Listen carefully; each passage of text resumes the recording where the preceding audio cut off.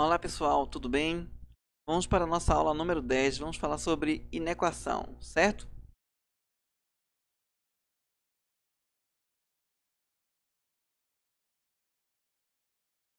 Inequação.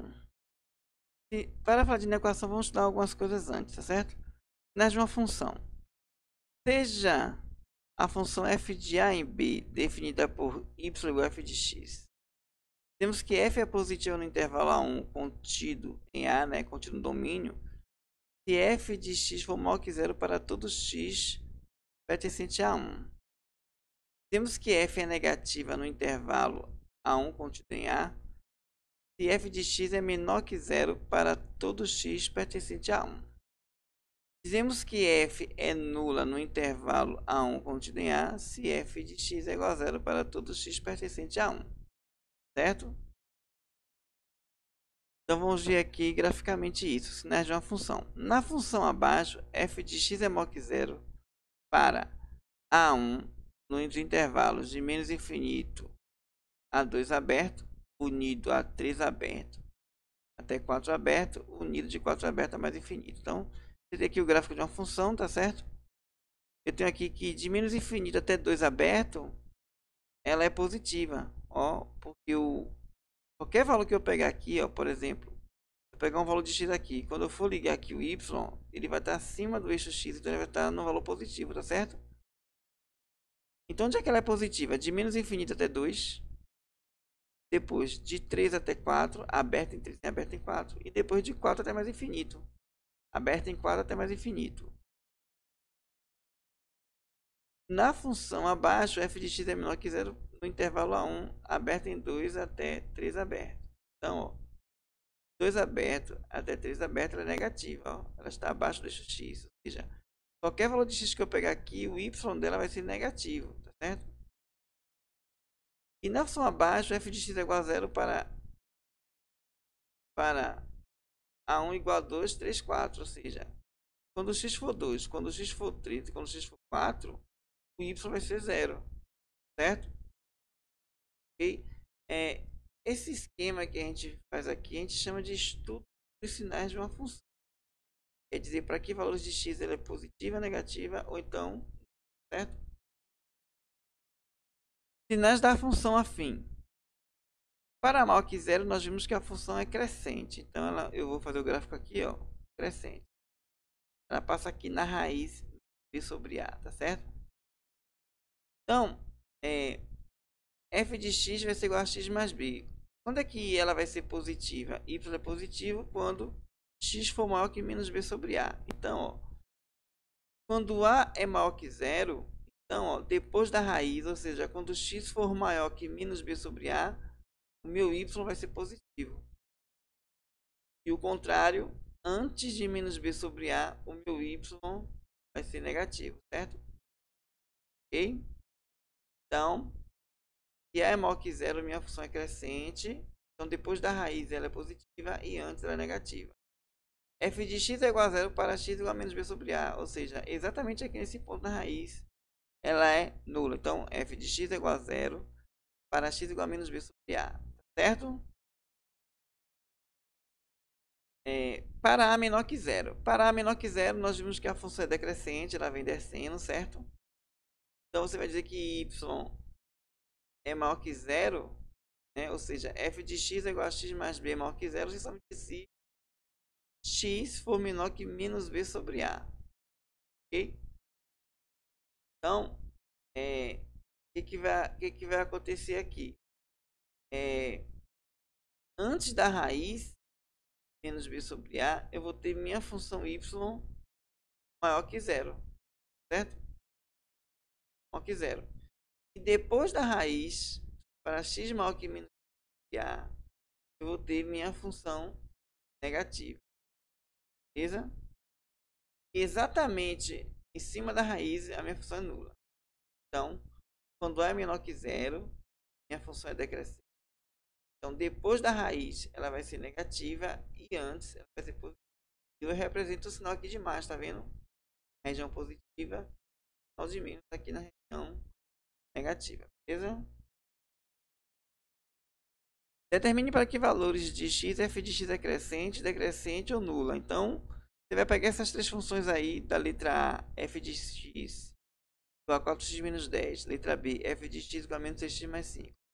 C, f de x igual a 5x menos 8 sobre 3. Você vai estudar o sinal, vai calcular a raiz, vai ver se ela é crescente ou decrescente e dizer para que valor de x ela é positiva, para que valor de x é negativa e para que valor de x é nula. Isso é muito importante você saber analisar, para você saber resolver uma inequação produto quociente. Nós vamos ver lá na frente, certo? Inequações. Sejam as funções f de x e g de x com domínios d1 contínuo em R e d2 contínuo em R, respectivamente. Uma inequação na incógnita x é qualquer uma das sentenças abertas abaixo. F de x maior que g de x, f de x menor que g de x, f de x maior que g de x e f de x menor que g de x. O conjunto de solução S são todos os valores de x que satisfazem a igualdade, certo? Inequações, princípios de equivalência. Aqui são as regrinhas para você poder resolver a inequação. São regrinhas que vocês já têm costume de aplicar, certo? Então vamos lá. Primeira regrinha é a seguinte: em uma inequação podemos transpor um termo de um membro para outro, trocando o sinal do termo considerado. Então, se f de x mais g de x é menor que g de x, então eu posso pegar esse h de x e jogar para o outro lado com o sinal trocado. Então, f de x é menor que g de x menos h de x, com h de x definida em d1 inter d2, certo? Que são os domínios de f e g. Se h de x for maior que zero, as inequações f de x menor que g de x e f de x vezes h de x menor que g de x vezes h de x são equivalentes. Intervalo d1 inter d2, ou seja, se eu tenho que f de x é menor que g de x, eu posso multiplicar os dois membros por h de x, se h de x for positivo. Então, a desigualdade se mantém, tá certo? E se h de x for negativa, as inequações f de x menor que g de x e f de x vezes h de x maior que de x vezes h de x são equivalentes em d1 e d2, ou seja, eu tenho que f de x é menor que g de x. Então, se eu multiplicar os dois membros por uma função negativa, o sentido da desigualdade muda, tá certo? Beleza? Bom, são as regrinhas que você já tem costume de aplicar para resolver a inequação. Inequações simultâneas. São inequações do tipo f de x menor que g de x menor que h de x. Então, f de x menor que g de x menor que h de x. Somente se f de x menor que g de x, solução 1, de x menor que h de x, solução 2. Então, o que eu vou fazer? Eu vou resolver primeiro essa daqui e depois resolver a outra. Então, a solução da inequação f de x menor que g de x menor que h de x será a solução S, que é a interseção da solução 1 inter a solução 2. Então, você vai pegar a interseção das duas soluções, que vai ser a solução dessa inequação simultânea, tá certo? Inequação produto. É uma inequação muito interessante, certo? Que ela é o produto de duas funções. Pode ser duas funções de primeiro grau, duas de segundo grau, enfim. Mas vamos nos limitar aqui na de primeiro grau, que é o que nós estamos estudando, tá certo? Então, vamos ver um exemplo. Resolver a inequação produto. X menos 3 vezes 7 menos x maior ou igual a zero. Beleza? Então, eu tenho duas funções aqui. A primeira é x menos 3 e a segunda é 7 menos x. O que eu vou fazer? Eu vou estudar o sinal delas, que é justamente montar aquele gráfico dizendo onde é positivo e negativo. Então, por exemplo, x menos 3 ela é uma função crescente, porque o a é 1 e é maior que zero. Então, vou representar aqui. Crescente. E a raiz dela é igual a 3, né? Vou igualar x menos 3 igual a 0, x igual a 3. Como ela é crescente, depois do 3 ela é positiva e antes negativa. Vou deixar aqui guardado esse esquema. Agora eu vou pegar 7 menos x. f de x igual a 7 menos x é uma função decrescente, porque o coeficiente angular é negativo, então ela está descendo. Então, antes do 7 é positivo e depois negativo, tá certo? Aí o que eu vou fazer? Eu vou pegar minhas informações do estudo do sinal e colocar na forma de tabela. Então, na tabela, eu vou botar na linha as equações, né? Primeira linha, eu vou colocar minha função x menos 3. Na segunda linha, minha função 7 menos x. E na vertical aqui, ó, nessas linhas aqui, eu vou colocar as raízes de cada função. Então, essa primeira raiz aqui foi 3. E essa segunda raiz aqui foi 7, né? Quando você jogou 7 para lá, 7 menos x igual a 0, x igual a 7. Tá aqui. Então eu vou pegar as informações desse meu esquema aqui, ó, e jogar na tabela. Então, depois do 3 positivo e antes negativo, eu venho aqui, ó, depois do 3 positivo e antes negativo. Depois eu vou pegar aqui o segundo gráfico e jogar a informação também em 7 menos x. Depois do 7 negativo e antes positivo. Então, depois do 7 negativo e antes positivo. Então, eu vou fazer o produto, né, de números negativo com positivo, positivo com positivo e positivo com negativo. Certo? Então, aqui vai ser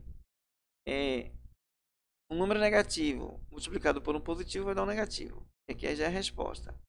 Um número positivo multiplicado por outro positivo vai dar positivo. Um número positivo multiplicado por negativo dá negativo. Então, qual é a minha solução?